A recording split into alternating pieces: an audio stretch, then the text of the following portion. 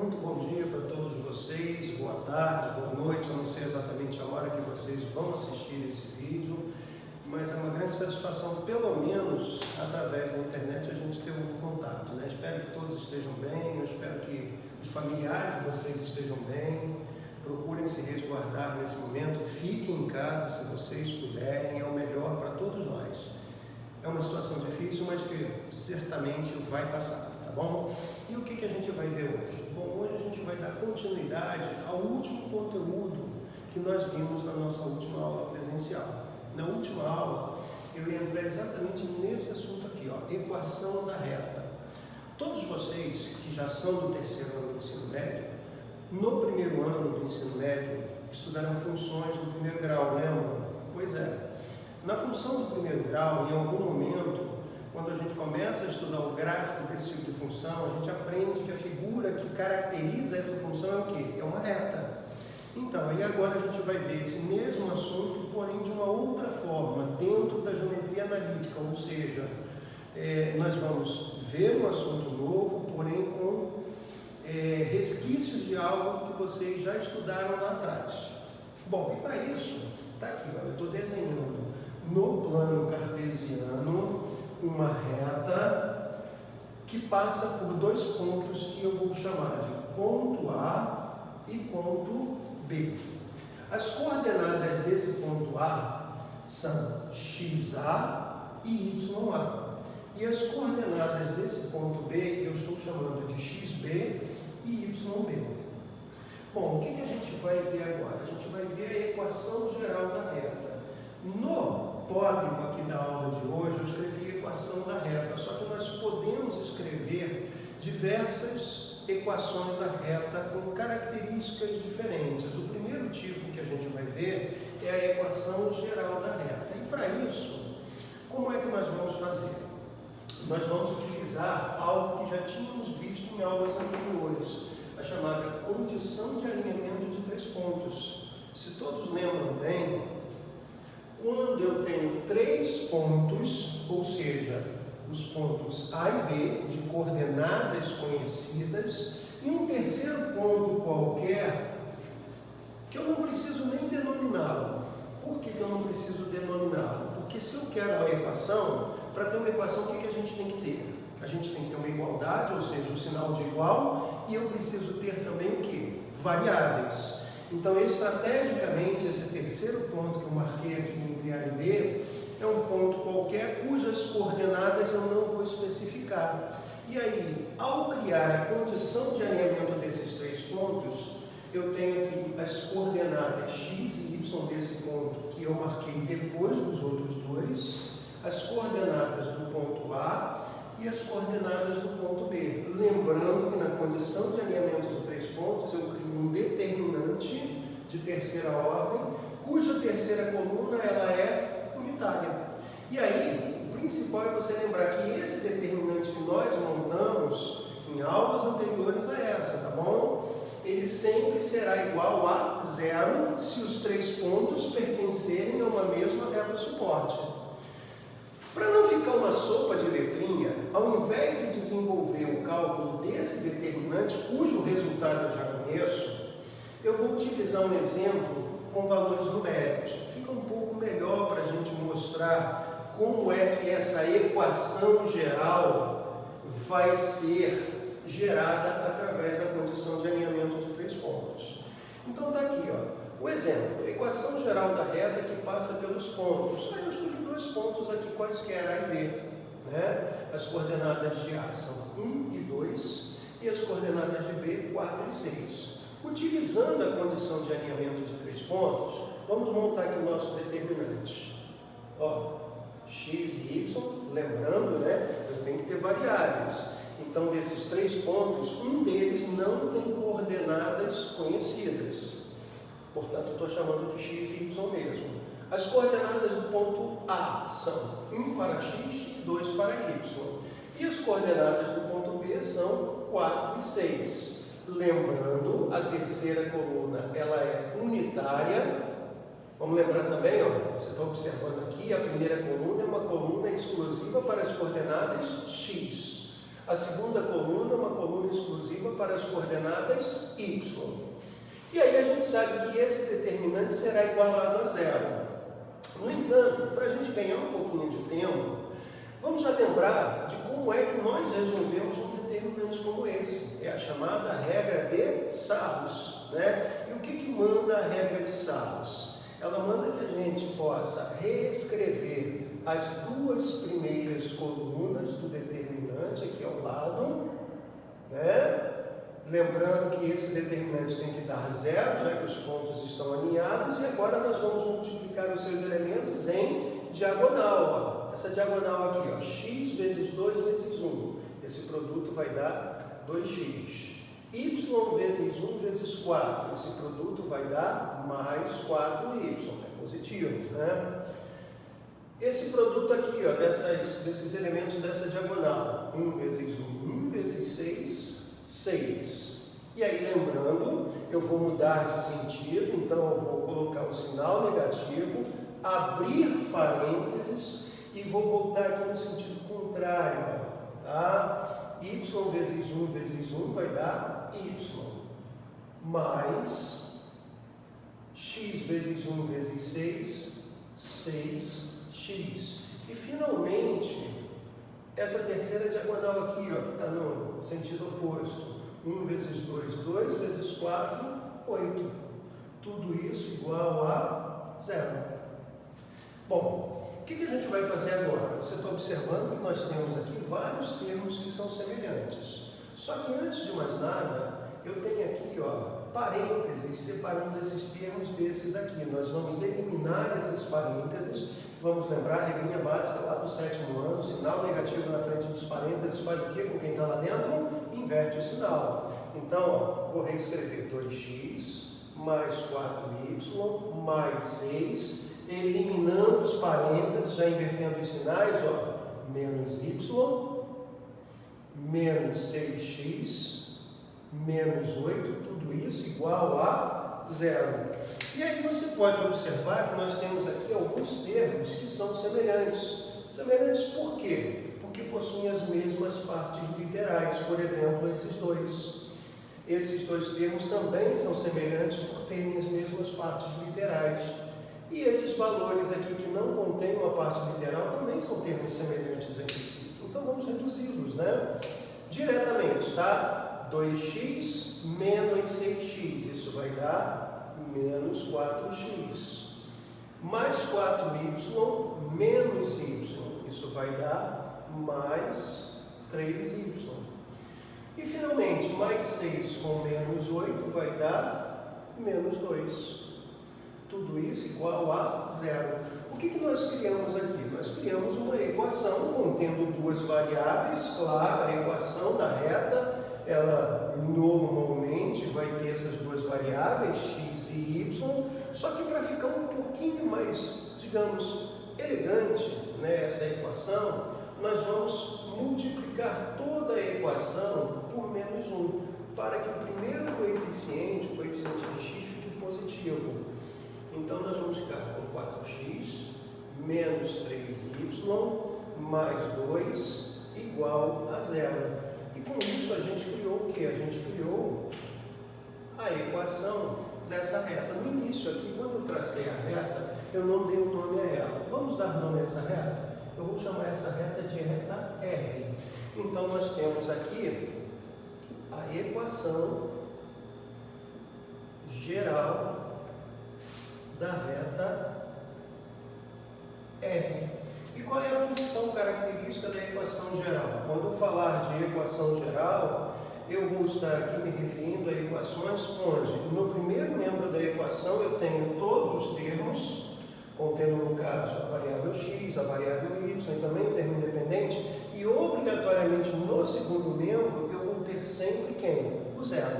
Então, quando você tiver uma equação com essa característica, nós estamos diante de uma equação geral de uma reta. Importante, você está vendo aqui, ó, tanto o expoente de x como o expoente de y valem 1. Então, quando você observar esse tipo de equação, com um termo contendo apenas a variável x, com o expoente 1, um termo apenas com a variável y, também com o expoente 1, e tudo isso aqui igualado a zero, trata-se da equação geral da reta. Tá? Basicamente, para que serve isso? Dispondo dessa equação, eu poderia, por exemplo, atribuir valores para x e y, e aí eu posso criar pontos. Se eu fizer isso inúmeras vezes, eu vou ligar esses pontos e a gente vai observar que surgirá naturalmente que figura geométrica? A reta. Tá? Então, está aqui, ó. Essa é a equação geral da reta. Não é a única maneira de você escrever a equação da reta, né? Se tem o primeiro caso, obviamente tem o segundo caso também. Vamos aí. Enquanto eu estou apagando aqui, eu vou te pedir para você não esquecer de dar um like nesse vídeo, por favor, é muito importante para a gente esse like, e não deixe de se inscrever no canal, hein? Outra coisa, tem um canal no YouTube chamado Matemática e Cidadania. É um canal meu, que eu também estou colocando questões de matemática, questões de cidadania, que se você tiver um tempinho, passa lá, dá uma olhadinha, está bem interessante.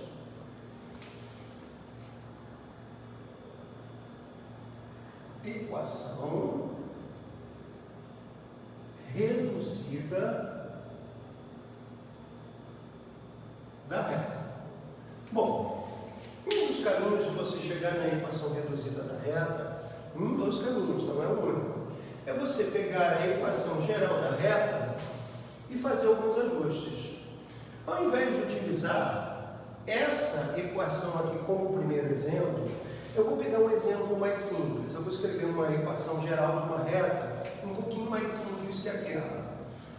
Vamos lá, é 2x mais y menos 7 igual a zero. Isso aqui também é uma equação geral da reta. As mesmas características daquela. Todos os termos estão à esquerda do sinal de igual e à direita somente quem? Somente o zero, né? Então, trata-se também de uma equação geral. Como é que eu vou fazer para, a partir dessa equação geral da reta, chegar na sua forma reduzida? Muito simples. Eu vou pegar a variável y e vou isolar a variável y. Então, vamos fazer isso. Ó. Vou manter o y antes do sinal de igual e todos os outros termos eu vou passar para o outro lado. A gente equivocadamente, muitas das vezes, fala, né, que quando a gente leva alguém de um lado para o outro na equação, a gente muda o sinal. Não é o sinal que muda, o que muda é a operação. Esse cara, por exemplo, ele está subtraindo, ele vai passar para o outro lado como? Somando. Esse aqui, você sabe que existe um sinal positivo à frente do 2x. É facultativo, por isso a gente não colocou. Mas se eu quiser passar o 2x para o outro lado, ele vai como menos 2x. E o menos 7, como eu já havia falado, vem para cá como mais 7. O que eu obtive? Eu obtive uma equação onde a variável y está isolada. Então, quando isso ocorrer, essa equação, ela chamar-se-á equação reduzida da reta. Né? Se por um acaso eu chamasse esta reta de S, se S fosse o nome dessa reta, então nós teríamos aqui a equação reduzida da reta S. E é bem interessante você observar o seguinte: nesse formato, a gente vai lembrar muito de quê? Daquilo que eu falei no início do vídeo, das funções do primeiro grau. Como é que você tem, normalmente, lá no primeiro ano do ensino médio, essa informação de que o que é uma função do primeiro grau, sua característica, o seu formato? Normalmente é assim, que o professor traz para você lá no primeiro ano. Toda função que segue esse modelo, esse padrão, é uma função do primeiro grau. F de x é igual a x mais b, onde a e b são números quaisquer, na verdade, com a sendo obrigatoriamente diferente de zero. E o x tem como expoente o valor 1. Ou seja, não é exatamente esse modelo, lembrando que quando você foi apresentado a funções, você estudou isso e sabe que você pode escrever a função de forma genérica como sendo f de x igual a x mais b, ou simplesmente y sendo igual a x mais b. Vê se não é exatamente o formato que eu tenho aqui. No caso, quem é que estaria fazendo o papel do a nessa função aqui, nessa equação, perdão? Seria o menos 2. E o papel do b, o termo independente, está sendo representado aqui pelo número 7. Então aqui nós temos uma equação que você já está relativamente acostumado a ver, porque você trabalhou bastante com isso aqui lá no primeiro ano do ensino médio, tá? Então, as funções do primeiro grau, elas normalmente são representadas por quê? Por equações reduzidas da reta, tá bom? Então, por hora, até para não sobrecarregar muito vocês, a gente vai parar nesses dois tipos de equação. Existe uma terceira forma da gente representar equações da reta, mas por hora, no primeiro momento, a gente vai trabalhar um pouquinho mais com esses dois assuntos.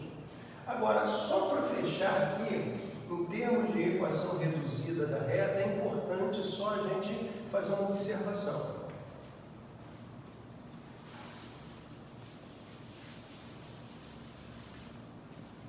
Eu vou reescrever aqui esta equação. Y é igual a menos 2x mais 7. Eu falei com vocês ainda há pouco que quem está fazendo o papel do A nesta equação é o menos 2. E quem está fazendo o papel do B é o 7. No entanto, em geometria analítica, aqueles coeficientes A e B que a gente utilizava lá no primeiro ano do ensino médio, eles agora vão passar a ser representados quase sempre pelas letras M e N. Então aqui, ó, o menos 2 faz o papel do M e o 7 está fazendo o papel do N. O M é o que a gente vai chamar de coeficiente angular. Nesse caso, portanto, eu tenho aqui, ó, o M desta equação sendo representado por menos 2. Logo, eu posso dizer que o coeficiente angular desta reta aqui é o valor menos 2. E o N? Quem é o N? O N é o coeficiente linear. No caso, o N aqui, ele vale 7. Bom, temos esses dois coeficientes. Você já viu isso no primeiro ano do ensino médio, mas vamos relembrar. Basicamente, para que servem esses dois coeficientes? Qual a importância do coeficiente angular e qual é a importância do coeficiente linear? Vamos começar pelo mais simples. Coeficiente linear. Basicamente, o que representa o coeficiente linear numa equação reduzida da reta? O coeficiente linear, ele sempre vai nos indicar aonde a reta está cortando o eixo vertical, o eixo 2y, que a gente chama, na verdade, de eixo das coordenadas. Então, eu já sei que se eu for traçar a reta representada por esta equação, obrigatoriamente ela vai cortar o eixo das ordenadas, o eixo 2y, no valor 7. Bom, e o coeficiente angular? Qual é a importância desse coeficiente angular? Esse coeficiente angular tem uma importância gigantesca, tá? O coeficiente angular, na verdade, vou até colocar como uma forma de nota aqui para vocês, o coeficiente angular, ele corresponde à inclinação dessa reta. Então, esse coeficiente angular, ele me diz o quanto uma reta irá se inclinar. E aí, para você ter uma noção disso, eu estou dizendo que o coeficiente angular corresponde à tangente do ângulo θ. O que é esse ângulo θ aqui? É o ângulo formado entre a reta e o eixo do x, o eixo das abscissas, o eixo horizontal. Então, para fechar, eu vou fazer aqui o esquema rapidinho para você entender isso um pouco melhor.